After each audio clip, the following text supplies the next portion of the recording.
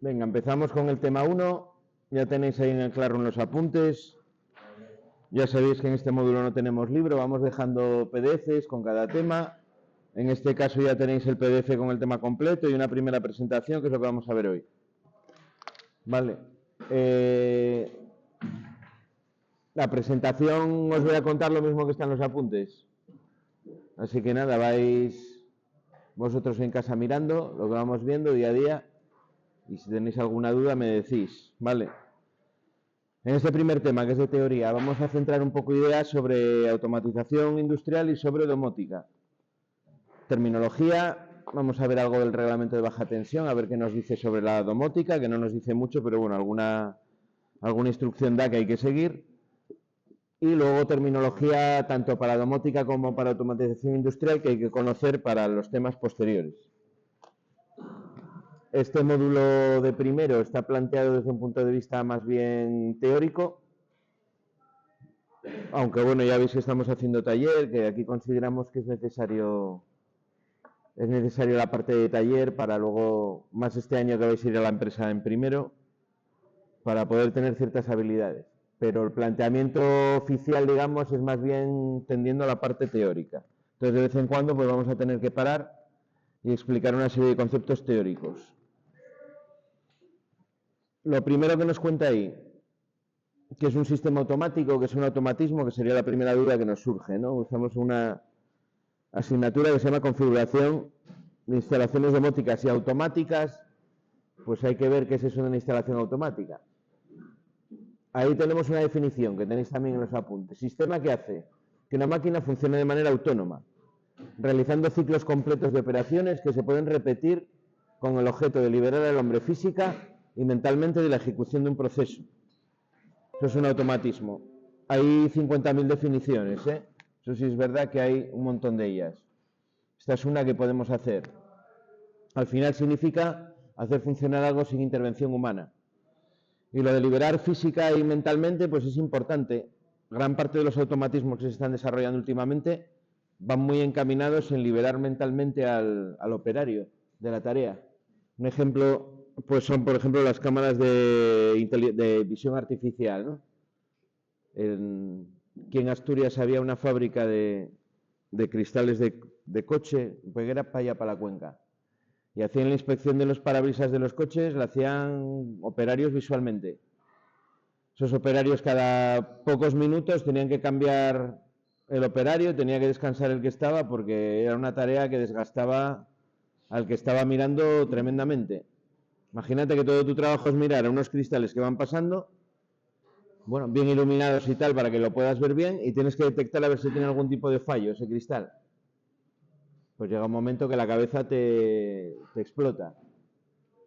También es verdad que en esa industria, cuando se hizo, tenía una serie de subvenciones y tal y cual, ya sabéis cómo va el tema, e interesaba tener mucha mano de obra. Entonces, había muchas cosas que se podían hacer de manera automatizada que se hacían con mano de obra para poder contratar más gente. Luego esa empresa pues decayó y tal, y en todas las empresas hoy en día esa misma tarea se hace con una cámara de visión artificial, un PLC, un ordenador que analiza las imágenes, además se hace a una velocidad bastante rápida y detecta cualquier defecto que haya en la imagen que se sale del patrón. ¿Vale? Por ejemplo, en la fábrica esta de tapas y de latas que hay ahí en Silbota, tienen una cámara que va viendo las tapas, la parte de dentro, lo que es la parte que me cierra el bote herméticamente, ¿no? Que es como un recubrimiento de goma que lleva por dentro la tapa del bote. Y los va mirando en busca de cualquier también irregularidad en esa capa de espuma que lleva, de goma que lleva, y en cuanto detecta que una tiene un problema, un chorro de aire a presión la expulsa fuera de la cinta, y es una velocidad porque van pasando rápido, ¿eh? No es que se para y es capaz de hacerlo la cámara a una velocidad que ningún humano sería capaz de hacer. Esos son ejemplos de la línea en la que va la automatización. Los robots industriales también los habréis visto por ahí, pues liberan sobre todo físicamente, ¿no? Muchas veces. Aparte de que pueden coger cargas que cogerlas a mano serían más duro, lo pueden hacer de una manera repetida, de una manera mucho más precisa, etcétera, etcétera. Todo eso son automatismos.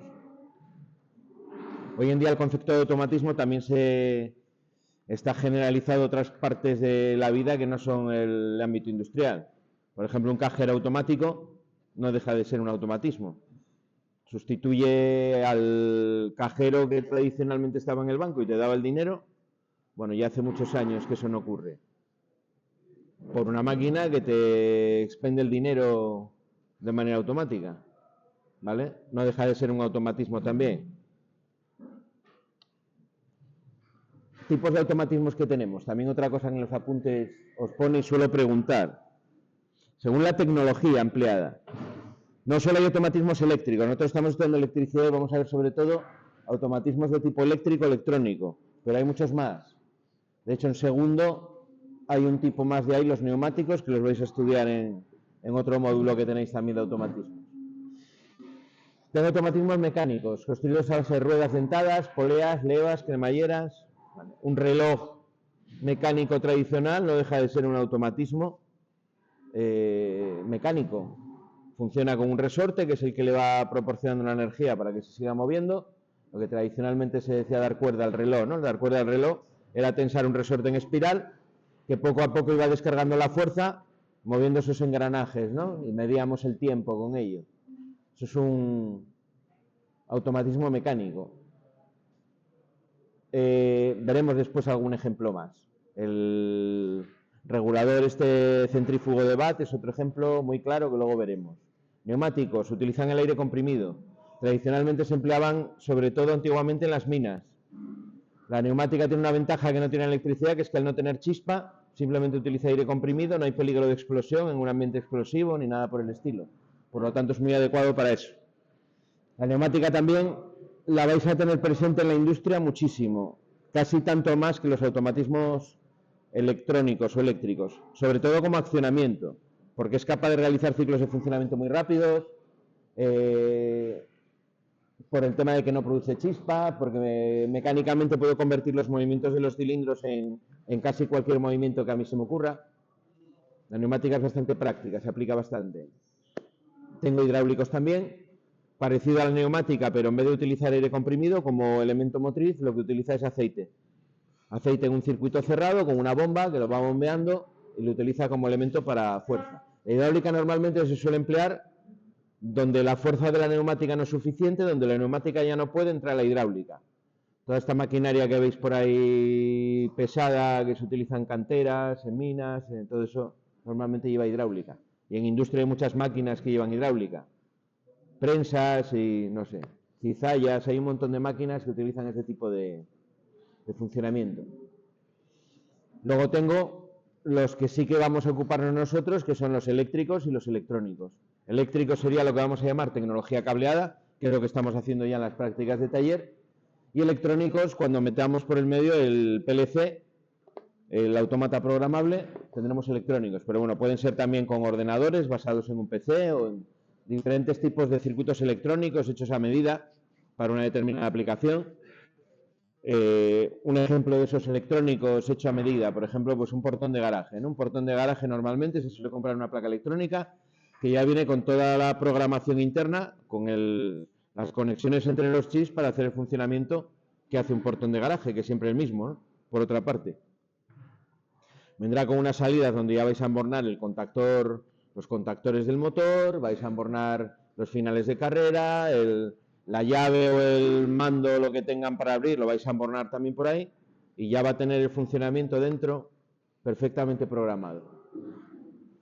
Vale, todo eso es un poco la gama de tipos de automatismos que tenemos. No solo es electricidad la automatización. El ejemplo que os decía, ese es uno de tipo mecánico. La válvula centrífuga, el regulador centrífugo de Watt, es esas dos esferas que veis ahí que están con un eje en el medio. Eso se utilizaba, o se utiliza, porque todavía se utiliza, para regular la velocidad de una máquina a vapor.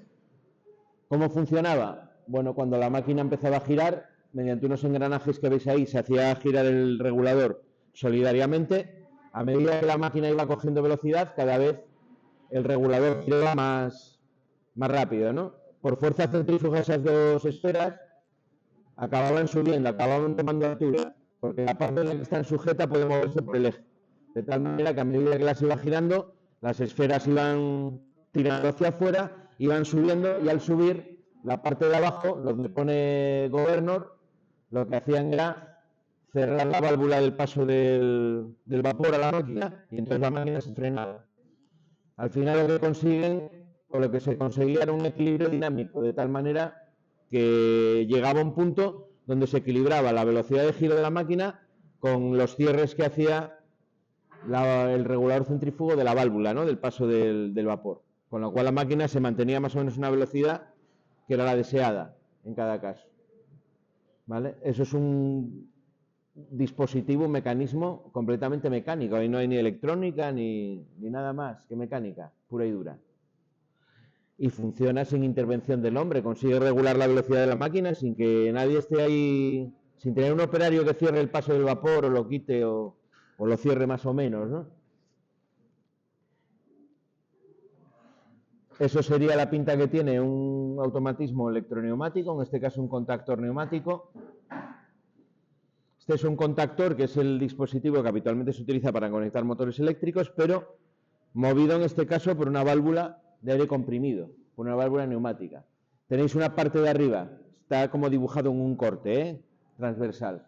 En la parte de arriba tendréis los contactos, sería el estado de reposo del contactor. Os marca en la parte de abajo la parte de la neumática, ¿no? Arriba tendréis la parte eléctrica, abajo la neumática. En oscuro en la parte neumática os marca donde tenéis aire a presión. Y en color claro, en blanco, donde no tenemos aire. Donde tenemos aire a presión atmosférica. Entonces, cuando se mete aire comprimido por la P, pues hace que se mueva. Tenéis ahí los estados, ¿no? Al final es una pieza que va subiendo y bajando por acción del aire comprimido inferior de esa válvula. Bueno, lo veréis en segundo, este tipo de dispositivos. La pinta que tiene una válvula hidráulica y cómo se dibuja simbólicamente, los símbolos y demás es muy parecido, es prácticamente igual que a la neumática. Lo único que cambia es que utilizamos aceite en vez de aire comprimido, pero es muy parecido. En este caso el mecanismo consiste en una corredera, que es ese eje que tiene en la parte central, que según yo le vaya dando, la vaya moviendo la corredera, pues doy paso de aire a unos agujeros a otros, ¿no? Unas vías, otras vías. Es lo que se basa en ese tipo de válvula. Las veremos en neumática, pero en segundo. Un automatismo eléctrico, ¿vale? Solo con tecnología cableada. En este caso, pues será un arranque de dos motores. Veis ahí en la parte de la izquierda del fondo del cuadro a la derecha, pues dos contactores con dos térmicos. Luego ahí en la parte de la izquierda, pues ahí hay como un par de relés. Y arriba las protecciones, ¿no? Y luego los cables pues salen a la tapa y no sé por qué los cables son de color verde. Esto fue una foto que encontré por ahí, se me escapa, pero no debe de ser una instalación europea, desde luego. Vale, cables verdes, cables mezclados con azules, no sé si es un problema del color de la foto, pero bueno, cables verdes es muy raro. El cable verde amarillo se reserva para la tierra, ¿no? No se utiliza en cableado. Pero bueno, para que veáis el tipo de instalación. Al final, pues es en un cuadro, hay canaleta, cable, lo que estamos haciendo en la parte de taller. Y luego un autómata abierto, que al final un autómata es un circuito electrónico con una serie de relés o transistores de salida, una serie de dispositivos de entrada que miden la tensión que le metes y un programa que tú vuelcas ahí en la electrónica interior para que funcione como tú quieras. Al final esto sustituye a los circuitos cableados que vamos a ver en primer lugar. En vez de relés, temporizadores y demás, pues toda la programación la meto en ese cacharro que ya controla los actuadores que están en las salidas desde las señales que le dan los sensores en las entradas.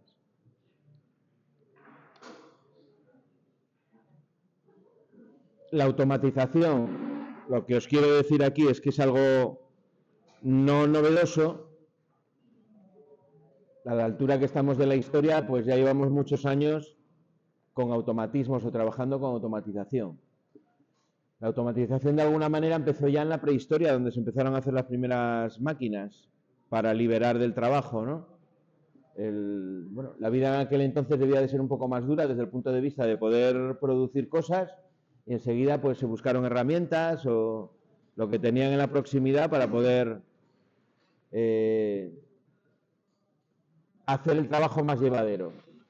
La rueda quizás, dentro de esas invenciones prehistóricas, es la que más se suele decir, pues porque yo me puedo imaginar la de trabajo que les quitó haber inventado la rueda.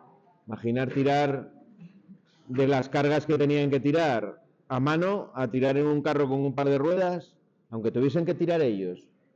Luego los animales se domesticaron, empezaron a utilizar animales para...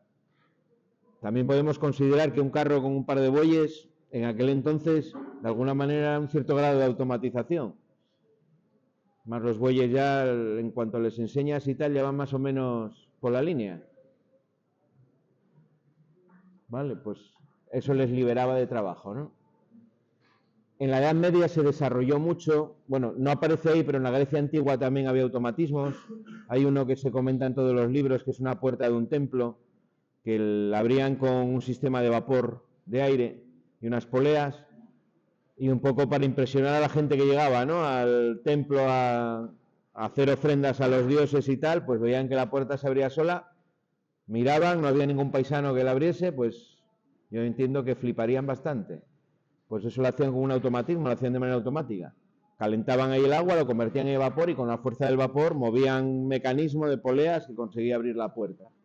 En la Edad Media se empezaron a hacer muchos automatismos mecánicos, sobre todo, a veces por puro entretenimiento, muñecos de estos autómatas que se movían solos, basados muchas veces en mecanismos muy parecidos a los de relojería. Bueno, se desarrollaron bastante en la Edad Media ese tipo de automatismos. Y luego, donde empezó la automatización a despuntar fue con la Revolución Industrial. Los primeros automatismos así que se emplearon industrialmente de manera generalizada fue la automatización en los telares. En la Inglaterra de la Revolución Industrial tenían un sistema de tarjetas perforadas que metían en la máquina y según los orificios que había en la tarjeta, la máquina sabía cómo tenía que combinar los hilos para poder tejer, ¿no?, las telas que hacían.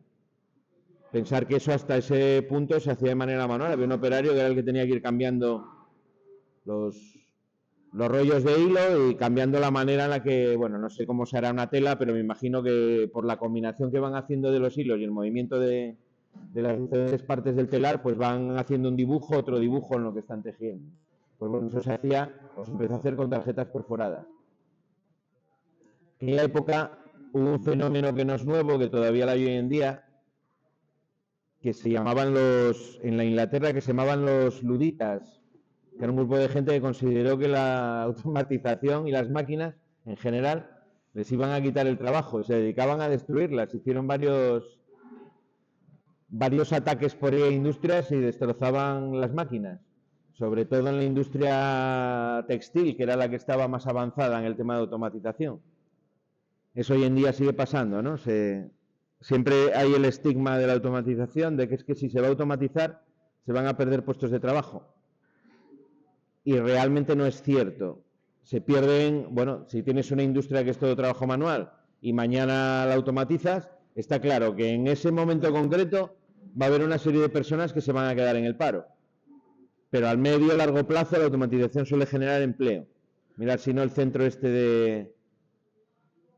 el almacén de Amazon que van a abrir en Siero, o que están abriendo en Siero, ahí hay un montón de gente trabajando. Y está bastante automatizado, ¿eh?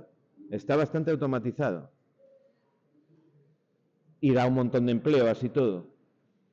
Con la inteligencia artificial, que no deja de ser al final una automatización trasladada a otro tipo de cosas, ¿no?, que no son una máquina. También, ¿no?, hay cierto miedo, es que va a sustituir, pues no. Yo he visto y he hecho cosas con la inteligencia artificial y llamarlo inteligencia me parece muy atrevido. Pero bueno, la gente siempre es muy optimista. Ya se decía de la domótica hace años, el hogar inteligente. No, la domótica de inteligencia tiene poco. La domótica es lo que tú le programes. Y sí, hay sistemas domóticos que pueden aprender, que lo que hacen es aprender tus hábitos y los reproducen, no se adaptan a la manera de vida que tú tienes, lo cual es bastante cómodo. Pero no es nada inteligente, es pura memoria, que un ordenador tiene de sobra, ¿no? Las cosas que sean memorísticas y repetitivas, con un ordenador las solucionamos muy bien. La inteligencia artificial al final es lo mismo, es memoria y repetición. Tienes un modelo informático que lo vas entrenando con una serie de datos y tú a medida que le vas metiendo datos, cuando él intenta solucionar el problema que tú le planteas con esos datos, tú le vas dando feedback, le vas diciendo, ¿acertaste o no acertaste? Cuando haces esas iteraciones muchas veces, llega un momento que aciertas siempre, o casi siempre. O vamos, acertar. Te da una respuesta bastante aproximada a la respuesta que un humano podría esperar a ese problema. Eso es la inteligencia artificial. ¿Es inteligente? No. Lo que pasa es que hace prueba con el ensayo-error tantas veces que al final acierta. ¿Vale? Pongo el ejemplo de otra manera.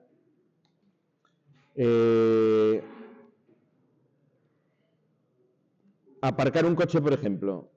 Tú vas a la autoescuela y te enseñan a aparcar el coche. Te dice el de la autoescuela, pues mira así tal por el lado y cuando la mitad del coche más o menos esté en la punta del otro coche, entonces vuelves el volante y das, y bueno, el truco que sea para cada... A mí me decían algo así, creo recordar.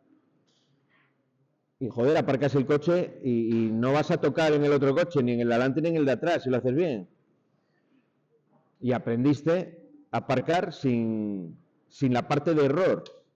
Bueno, a lo mejor la primera vez en vez de hacerlo en 2 maniobras, lo haces en 5. La segunda vez lo haces en 4 y luego ya aparcas muy bien. Eso es hacer algo con inteligencia, eso es un aprendizaje humano. ¿Qué haría la inteligencia artificial? Empezaría a aparcar y pum, en el de adelante, pum, en el de atrás a primera vez. Le dirías, no, no lo has hecho bien. La segunda vez, otra vez, aparca para atrás, pum en el de adelante, pum en el de atrás. Y estaría machacando los coches de adelante y de atrás hasta que después de hacerlo millones de veces, joder, lo clava la primera. Te coge y lo aparca la primera, pero ha dado 200.000 golpes al coche de adelante y al coche de atrás hasta que consigue aparcar. ¿Es inteligente? No, lo que pasa es que se ha equivocado tantas veces que llega un momento en el que ya aprende a hacerlo bien. La inteligencia artificial ya se está empleando también en automatización, ¿vale? Para determinar la manera más eficiente en robots, por ejemplo, industriales, para determinar rutas, ¿no? Los típicos robots de almacén que se mueven libremente y tienen que llevar cargas de uno a otro lugar, pues acaban aprendiendo cuáles son las rutas más eficientes. Interactuando con otros robots y, bueno, viendo el movimiento de personas que hay en la planta y demás, acaban aprendiéndose el recorrido. A costa, claro está, de que las primeras veces lo hacen mucho más lento, van ganando en velocidad porque van aprendiendo de sus errores, de lo que van haciendo mal. Bueno, ese es el panorama un poco por situarnos donde estamos hoy en día.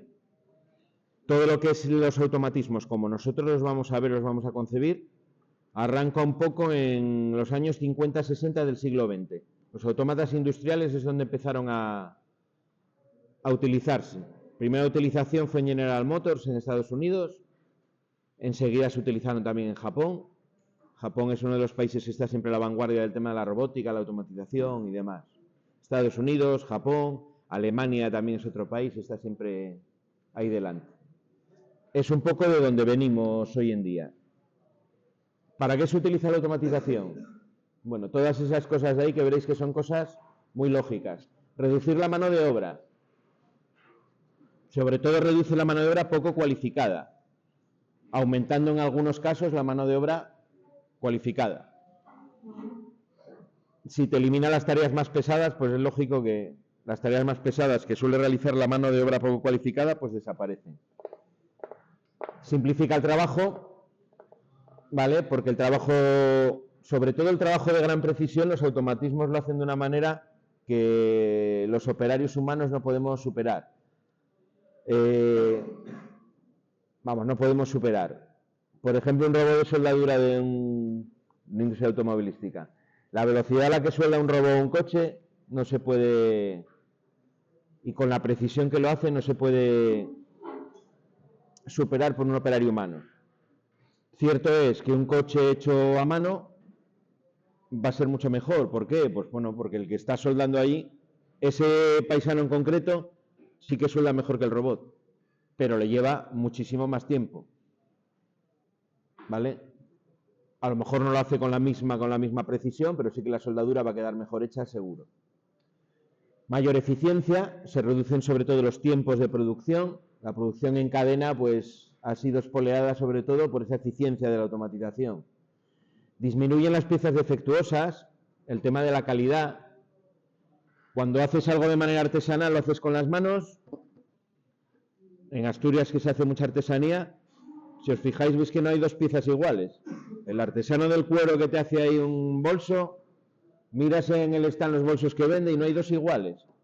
Incluso aunque intentase hacer el bolso igual, no le va a salir igual del todo, porque no somos capaces de hacer dos cosas idénticas. Con un automatismo sí que se pueden hacer cosas idénticas, se puede producir en cadena. Y además con una calidad, con un estándar muy fino, con muy poco error. Y luego permite, que es una tendencia hoy en día también de automatización, integrar todos los sistemas de la empresa. Todo se puede controlar, visualizar desde un ordenador, desde un puesto centralizado. ¿Vale? Eso también la automatización lo permite hacer. El jefe de una empresa, el CEO, puede dar 2 clics en el ordenador y saber qué número de piezas o qué número de productos está produciendo justo en ese momento. Cuántas están en carretera viajando a los puntos de venta, cuántas está vendiendo en ese momento. Puede saber todo de su negocio. Bueno, diferentes automatizaciones que tenéis también por los apuntes de automatismo. Todas dan vueltas a lo mismo. Automatismo, automático, automatizar, automatización industrial. ¿Vale?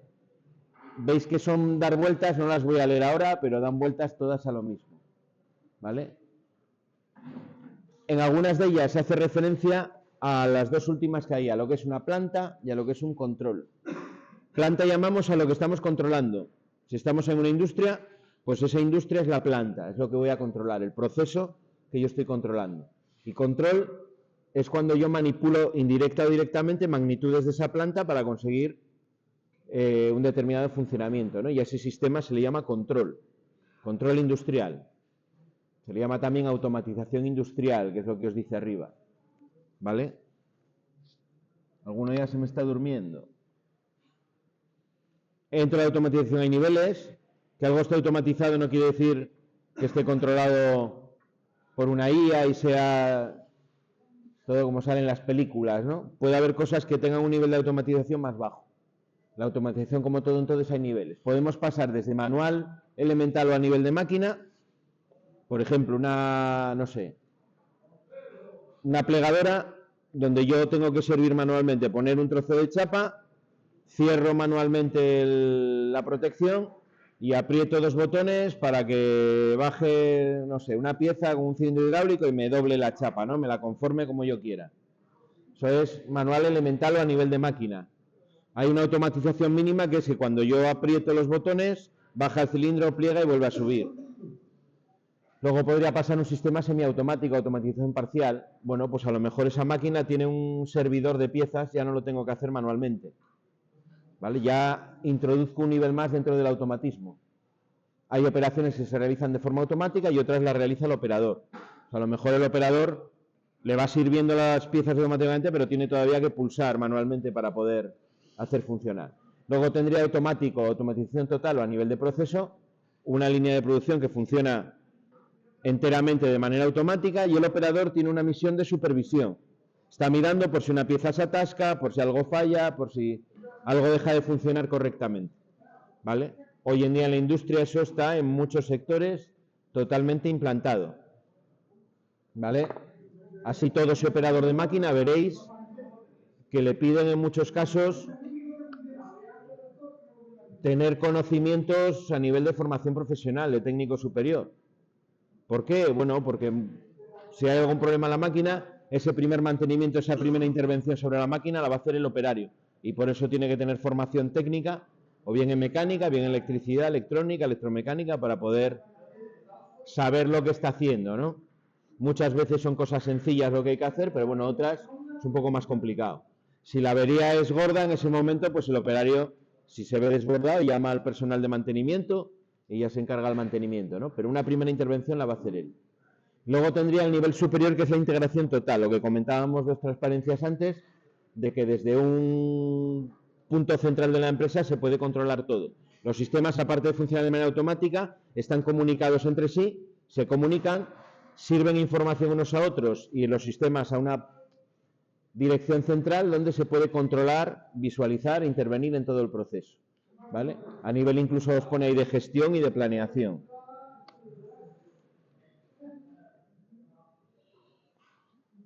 Bueno, de las tecnologías que vimos antes, ahí tenéis una clasificación tecnológica, ¿vale?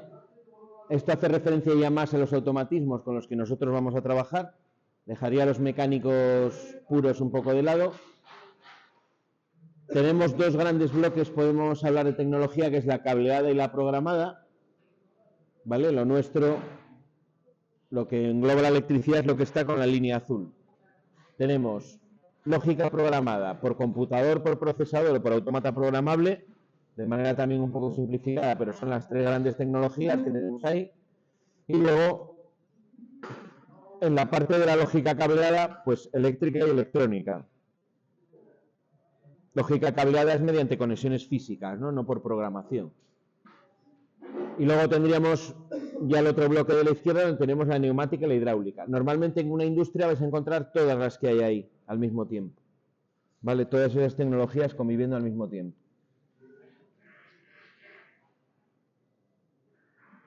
El paso de técnica cableada a técnica programada, pues se intenta ejemplificar ahí en esa figura.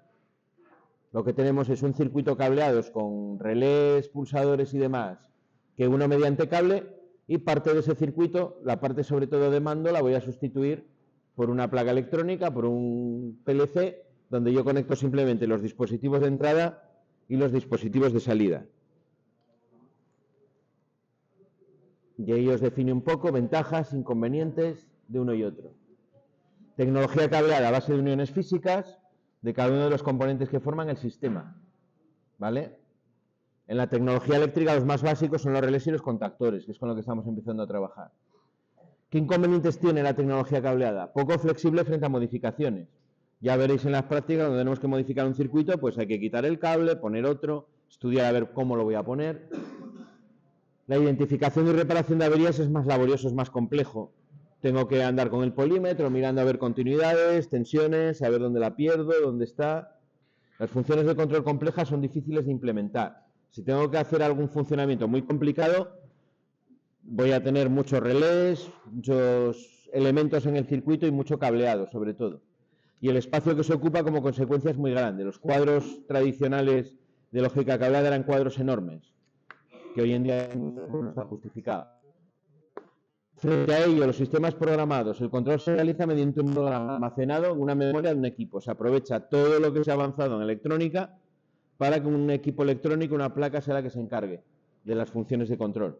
La electrónica puede realizar el control mucho más rápido que cualquier circuito eléctrico.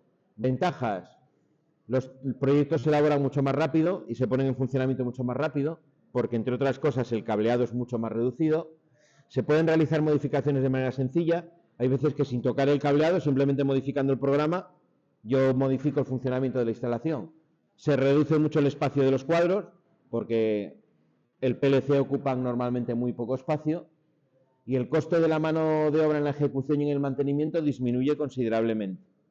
El mantenimiento se abarata mucho y es un aspecto en la industria muy importante, ¿vale? Sobre todo en industria mediana grande. La industria pequeña mira menos para el mantenimiento, pero en cuanto tengo una industria ya de un tamaño mediano, el mantenimiento es mucho dinero que puedo ahorrarme, ¿vale? En un futuro. Mantenimiento es una inversión que hace la empresa para mantener su maquinaria y su línea produciendo a un determinado ritmo sin que haya grandes averías. Eso a la larga va a hacer que pueda producir mucho más y que vaya a ser mucho más rentable. Bueno, nosotros acabaremos el curso, lógicamente, con los sistemas programados ya, programando el PLC y haciendo cosas ya más parecido a lo real. Otra cosa que vais a oír mucho en automatización. Vais a oír hablar mucho de sistemas de lazo abierto y sistemas de lazo cerrado. No vamos a trabajar desde un punto de vista de la automática con el lazo cerrado, pero sí que vamos a estar trabajando con ellos desde un punto de vista del cableado, ¿vale? No en el diseño, pero sí que los vais a encontrar y los vais a tener que cablear y que manejar. Un sistema en lazo abierto no tiene en cuenta el resultado del proceso para controlarlo. Y me explico luego con un ejemplo que es el del termostato, ¿no? Vamos a poner otro distinto. Imaginar, no sé,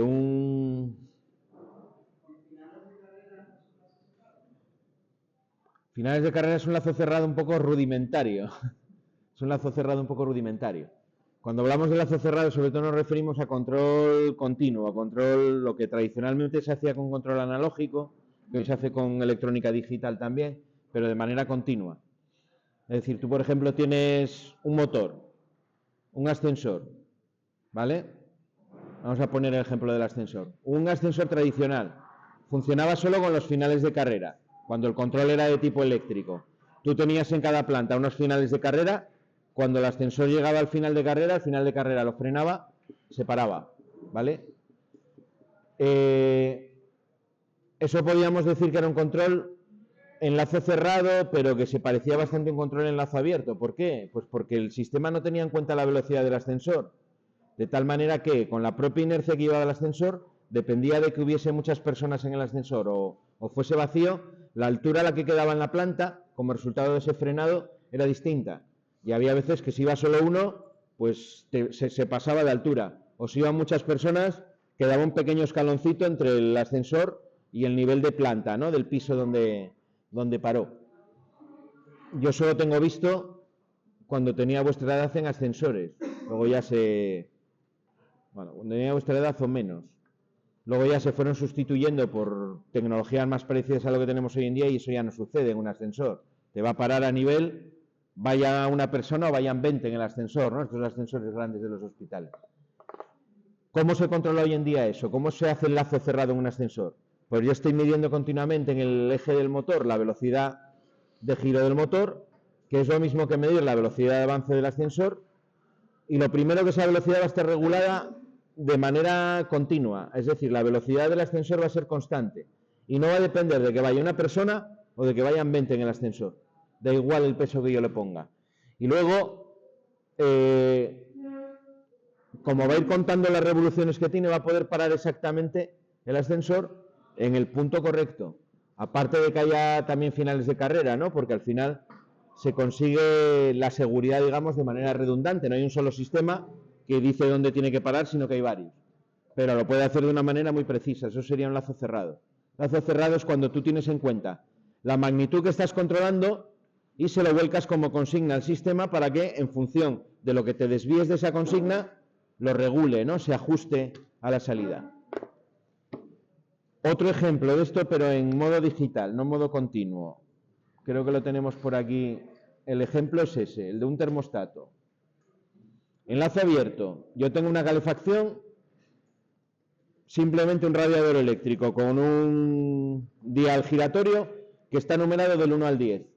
En función de que yo quiera tener más calor o menos calor, lo pongo en el valor que yo considero del 1 al 10. ¿Vale?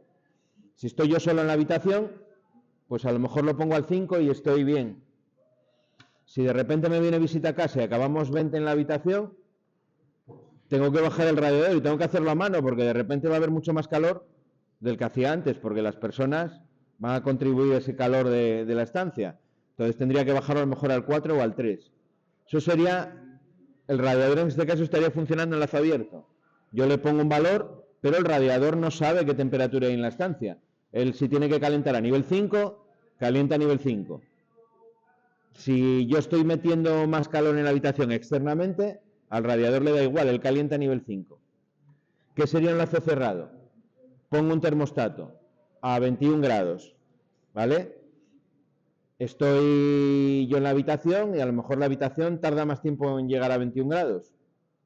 Y está funcionando, está emitiendo calor, está funcionando. Me llega la visita a las 20 personas a casa y de repente supera los 21 grados rápidamente. El termostato hace que el radiador se pare.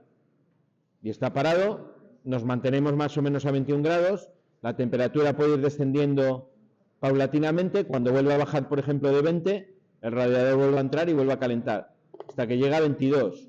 Normalmente, si tengo que calentar a 21, ese tipo de control digital funciona en lo que se llama histéresis. Tiene como un pequeño rango hacia arriba, hacia abajo, para conectar y desconectar. Al final, la media es que te mantiene siempre la temperatura entre 22 y 20 grados. Entre 22 y 20, que es como decir que más o menos está 21, ¿no? De media. Vale, eso sería un control en lazo cerrado.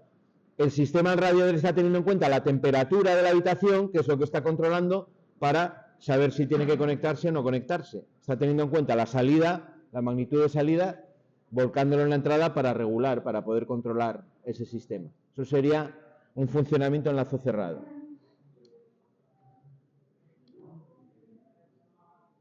Vale, eso lo vais a ver, ese término, lo vamos a ver mucho por ahí. Los variadores de frecuencia, por ejemplo, cuando controlemos la velocidad de un motor, el variador de frecuencia se le puede meter una señal de un tacómetro, que es un dispositivo que da dando pulsos, da una serie de pulsos en cada giro del motor, y con eso saber la velocidad y mantenerla constante. Sin eso, incluso un variador de frecuencia hoy en día, por los valores de corriente que suministra, que los mide continuamente, puede saber más o menos si la velocidad la está manteniendo constante y se autorregula. Funcionan de alguna manera internamente ya en lazo cerrado. Más definiciones que tenemos por ahí. Planta, unidad de control, accionamientos, transductores, sensor más interfaz. ¿Qué es una planta? Ya lo dijimos, la instalación o proceso que controlamos. ¿Qué es la unidad de control? Lo que antes definíamos como control. Operaciones a realizar por uno o más dispositivos programables. Puede ser un circuito eléctrico, puede ser un circuito electrónico. Y que proporcionan señales eléctricas a otras partes del sistema. Los accionamientos son los elementos encargados de gobernar la planta, transforman las señales. Por ejemplo, un contactor que me conecta a un motor es un accionamiento, ¿vale? En variador de frecuencia se considera también un accionamiento. En inglés me parece que en los catálogos aparece como drives, ¿no? Conductores o conducir, del verbo conducir. Eso es un accionamiento. En español lo traducimos de otra manera. Los transductores, sensor más interfaz. Eso es lo que se utiliza para medir magnitudes físicas y transformarlo en señales eléctricas. Un transductor estaría formado por un sensor, que es el que mide la magnitud física, temperatura, presión, lo que queráis, y el interfaz, que es la electrónica, que lo transforma en un valor eléctrico que el autómata, por ejemplo, pues puede entender y puede trabajar y procesar. ¿Vale? Cuando trabajemos con autómatas, y ya en esta cableada, en esta tecnología cableada que estamos trabajando, tendremos sensores, serán los finales de carrera, serán los pulsadores, serán sensores fotoeléctricos que vamos a utilizar, y tendremos los accionamientos, que serán contactores, serán electroválvulas en segundo, ¿no? Cuando trabajemos con neumática. Bueno, un lazo cerrado, si lo ejemplificamos con bloques, sería algo así. Se llama lazo cerrado porque al dibujar me queda como un recorrido cerrado, ¿no? La unidad de control, mediante sus salidas, actúa sobre los accionamientos reciben energía. Esa parte de recibir energía de los accionamientos es lo que vamos a llamar el circuito de fuerza. La electricidad, por ejemplo, que va directamente a un motor, ese circuito es el circuito de fuerza. Y sobre ese circuito de fuerza actúo con el accionamiento, con el contactor. Los accionamientos actúan sobre la planta. Según la respuesta que tengo, la vuelco o la mido a través de unos sensores. Esos sensores, a través de los interfaces, lo traducen a señales eléctricas que entran como entradas a la unidad de control. A lo que decía antes el compañero, ¿con los finales de carrera son lazo cerrado? Pues de alguna manera sí, son un lazo cerrado, porque eso es un sensor que recoge una señal de la planta y le vuelca información a la unidad de control. No de manera continua, en modo digital, pero sí que es un funcionamiento en lazo cerrado, ¿vale? En este caso, un final de carrera normalmente detecta una posición de un elemento móvil de una máquina. Cuando llego al final de un recorrido, detecta que ha llegado y, bueno, le da la señal pues para que invierta el movimiento, se pare o lo que haga falta hacer, ¿vale? Bueno, el ejemplo de la temperatura, que os lo cuenta por ahí, que ya lo contamos. Vamos a trabajar también con dos tipos de señales en general. Señales digitales y señales analógicas. Las señales digitales normalmente se llama automatismo, y cuando trabajamos con señales analógicas se llama automática, ¿vale? Hay a veces esa distinción sutil, pero para distinguir entre digital y analógico. Digital, señales que solo toman una serie de valores finitos, normalmente dos, ¿vale? 0, 1, conduce o no conduce, abierto o cerrado, como los contactos de los pulsadores. Todo eso son señales digitales. Y luego señales analógicas son señales que pueden tomar cualquier valor dentro de un rango. Un sensor, por ejemplo, analógico de temperatura, que me da la temperatura, me da un valor concreto, ¿no? 29,5 grados, 28,7. Eso lo vuelca a un sistema y el sistema lo hace utiliza ese valor para lo que tenga que utilizar. Ojo con la definición, porque hoy en día con los sistemas analógicos, lo que tradicionalmente eran sistemas analógicos, ahora son sistemas discretos. Ahora acabo. Un sistema discreto utiliza la electrónica digital para hacer control analógico. ¿Cómo lo hace? Pues esa señal que viene del sensor, que será una señal analógica, el propio sensor ya la convierte en una señal digital. Veremos en el tema 2 algo de digital. Al final es coger un determinado número de bits y mediante unos y ceros expreso esa cantidad en un número en binario, ¿no? En código binario. Bueno, en otro tipo de código, pero principalmente en código binario. Y eso es lo que yo vuelco al autómata. Le estoy dando ya una señal discreta, una señal que cumple con la definición de la señal digital, ¿no? Porque tiene un número determinado de valores, ¿vale? Si yo tengo, por ejemplo, 2 bits, una señal con 2 bits tendría hasta 4 valores, ¿no? No, 4 no, hasta... Sí, con 2 bits tendría hasta 4 valores. 0, 1, 2 y 3, ¿vale? Puedo tener con 2 bits. Si tengo 3 bits, puedo llegar a 8 valores distintos, de 0 a 7. Si tengo 4, puedo llegar de 0 a 15. Si tengo, a medida que voy aumentando, voy doblando el número de cifras que puedo representar. Si estoy utilizando 8 bits, pues hacéis la cuenta y ese es el número de valores distintos que tendré. Hoy en día el control analógico se hace así, no se hace con una señal analógica. Pero bueno, seguimos hablando de todas maneras de señales analógicas, porque las vamos a tener en muchos sensores que me dan la señal analógica al autómata y el autómata es la que la convierte, el que lo convierte. Bueno, y ahí tenéis un ejemplín de esas señales. Una señal digital tiene una pinta como la señal que tenéis ahí, 2 valores distintos, una señal que varía entre 0 y 24, y yo lo puedo medir, por ejemplo, con un polímetro, ¿no? Salvo que la frecuencia sea muy rápida y no le dé tiempo al polímetro a refrescar. Y un ejemplo de señal analógica, pues son los reguladores de los fluorescentes. Ahora esto ya, pues ya no se usa, esto ya me quedó antiguo. Ahora ya con los LEDs, estos reguladores nada. Estos balastros electrónicos y tal que sacaron para la fluorescencia hace unos años, tenían una entrada de 1 a 10 voltios para un sensor de luminosidad que lo que hacían era regular el nivel de luminosidad del fluorescente. Ya no tenían el balastro tradicional de reactancia y cebador, porque ahí no se puede regular, pero sí tenían una electrónica que, bueno, iba modificando la tensión y la frecuencia de la señal que le daba al fluorescente y conseguía que el fluorescente se encendiese de una manera más tenue. De esa manera había un ahorro energético, ¿no? Si había luz que entraba por las ventanas, el sensor lo detectaba y me bajaba el nivel de iluminación de los fluorescentes. Se utilizó mucho en oficinas y sobre todo donde tenía muchos fluorescentes, el ahorro energético era bastante considerable con esos reguladores. Hoy en día ya pues con los LED todo esto está muerto. Vale. ¿Qué señales analógicas voy a tener a nivel industrial? Sobre todo por muchos sensores de temperatura que funcionan como analógico, sensores de presión funcionan en analógico, a veces sensores de proximidad que dan señales analógicas también. Vale, por hoy vamos a dejarlo aquí, la explicación. Ahora esta segunda hora y la última de la mañana haremos tablero, ¿vale? Continuamos con la práctica que estábamos. Estábamos con la 2 y algunos ya con la 3 también. Vale.